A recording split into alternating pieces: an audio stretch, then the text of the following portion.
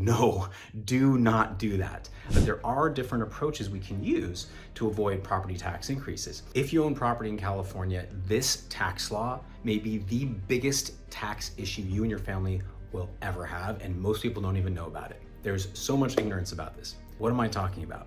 Proposition 19. What is Prop 19 and why do we need to understand it? What can we do about it? So Prop 19 became law in California on February 15th, 2021. It was passed in the fall 2020 elections by voters. That's really important, and I'll get to that in a second, why it's so important that voters pass this. Now, why, if you own property in California, do you need to worry about this? Well, if you own a house, and especially if you own rental property or business property or anything aside from your house, and you want to keep it in your family, this law could mean a 500%, 1,000%, a 2,000% tax increase for your kids. So let's take a step back. What was the law in California before Prop 19 was passed by voters? Well, we have Prop 13. Prop 13, I think anybody who owns property in California understands this. If you buy a property in California, property taxes can only go up by 2% per year, even if the value of your property is going up faster than that. That's why people who bought houses in the 70s or 60s, 70s, or even 80s are paying very low property taxes. If they just held on to their house, property taxes have only gone up 2% per year, even if the value of their home or rental property has gone up 8 or 9% per year. So that is the law of the land. Prop 19 did not change Prop 13. There's another law, Prop 58. Prop 58 was passed by California voters, I believe in the 80s. Prop 58 allowed parents to largely pass along all their California property to their kids, and their kids would benefit from mom and dad's low property taxes. Any primary residence can be passed from parents as long as it's to their children, and kids, whether they live there or not after they inherit it, will get to keep mom and dad's low property taxes. And even for rental properties, parents were allowed to pass millions of dollars in rental properties and other properties to their kids, and their kids would also get to keep low property taxes. Each parent could pass $1 million in assessed value properties to their kids with no change in property taxes. And assessed value doesn't mean fair market value. That is, again, that's the Prop 13 artificially low property tax value. So Prop 13 keeps assessed values low. So there were situations where families could have, a $3 or $4 million house and $5 million in rental properties, and they could pass everything to their kids with very low property taxes if they had owned those for many, many decades. Prop 19 completely undid all of this. Prop 19 is now the law in California. And again, if you own properties and you want to keep them for your kids, here's what you need to know. Prop 19 now eliminates the ability for parents to pass any rental property or anything outside of their primary residence to their kids without a full reassessment of property taxes. So let's say you have a duplex that you bought and you hope to keep it for your kids, let one kid live there and maybe rent it out. Maybe you bought it in the 70s for $100,000, now it's worth $2 million. Maybe your taxes in those cases are probably, maybe you're only paying $4,000 a year in taxes. Under the prior law, Prop 58, you could have passed that duplex to your kids and they would keep paying $4,000 a year in property taxes. Under Prop 19, unless other planning steps are taken, and there are some tools we can use, property taxes would be fully reassessed at a $2 million fair market value, meaning property taxes for that rental without planning would go from $4,000 a year to over $24,000 per year. A $20,000 per year increase for one property. We've seen that, many of our clients who didn't plan ahead. Primary residence. A lot of people thought that Prop 19 completely protected at least the primary residence from a property tax reassessment when it went from parents to their children.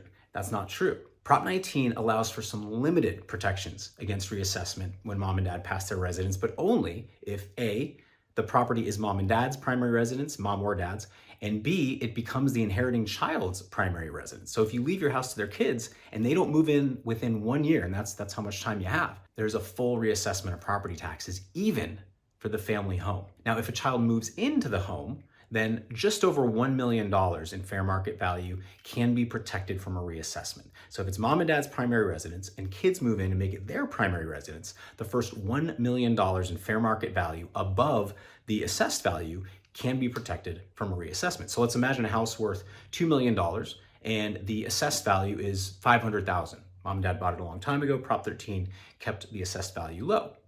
Mom and dad pass away. They leave it to their son. Their son moves in within a year, makes it his residence.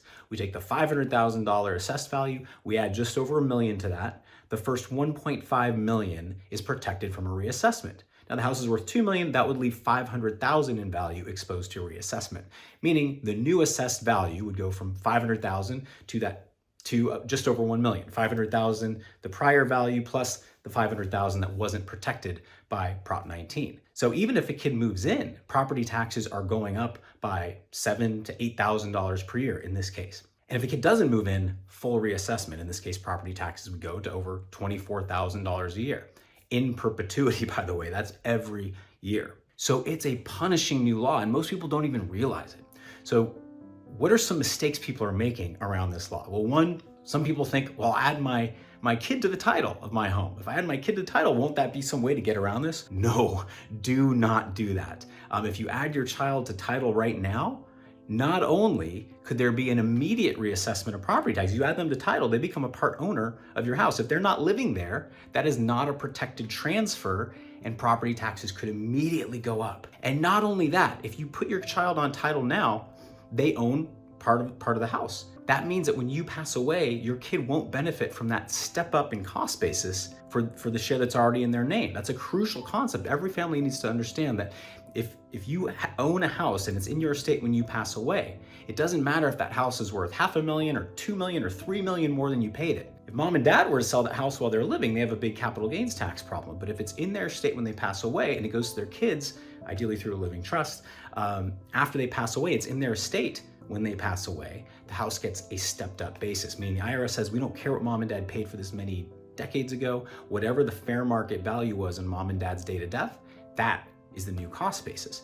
The kids can then sell the house and pay virtually no capital gains taxes, right? Because if mom and dad paid $200,000 for it in the 70s, now the house is worth $2 million. Well, if mom and dad sold it for $2 million, that's a big capital gains tax problem. If it goes to the kids when mom and dad pass away and the kids sell it for $2 million, zero capital gains taxes.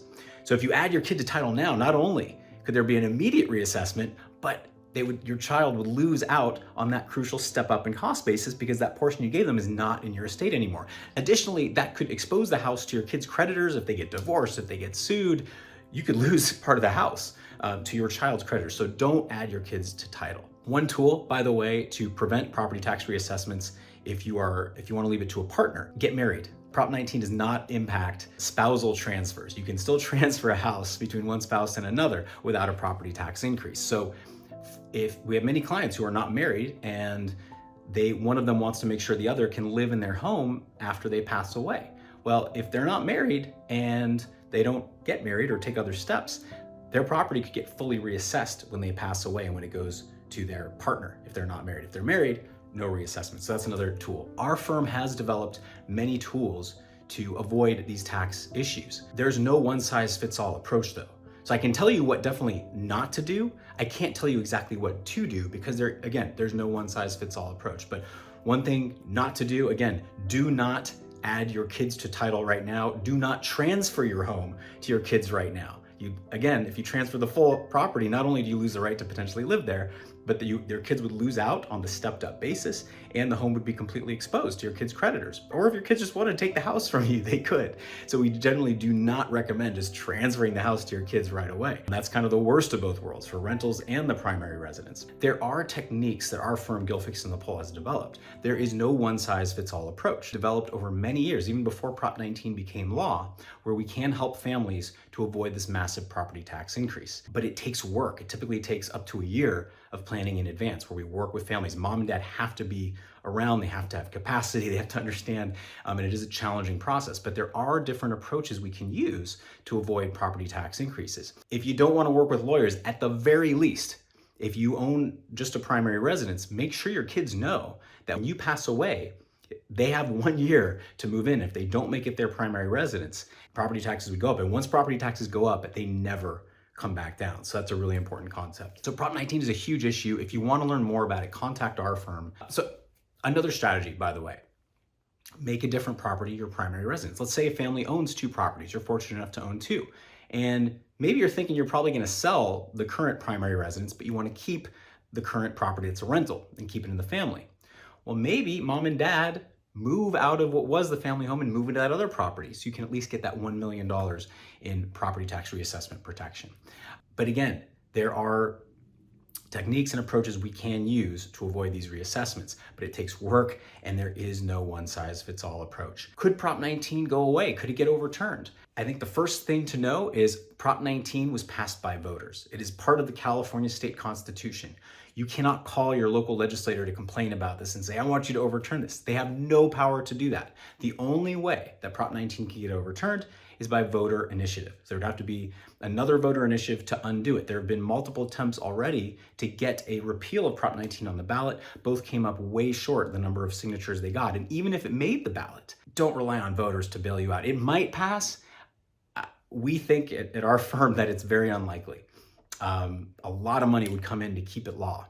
And there's a lot of people who have a vested interest, the Realtors Association, public unions, who want to keep it law. Our firm, Gilfix and the Pole Associates, has helped hundreds of families in this area. So I would just say, if you have this question, call us. Don't wait until it's too late. Once a parent is gone, once you inherit that house, it is too late to capture the low property taxes. So you plan ahead. And if you have a parent who owns, a lot of our clients come to us, it's their kids who drag them in, because it's the kids who are the ones you're gonna have to pay that higher tax. So if you're concerned about this, if you are going to inherit a property from your parents, talk to them about this and call us. We can help, or work with an expert. Don't try this at home. We've seen so many terrible mistakes where people just think, oh, I'll put my house in an LLC, everything's good.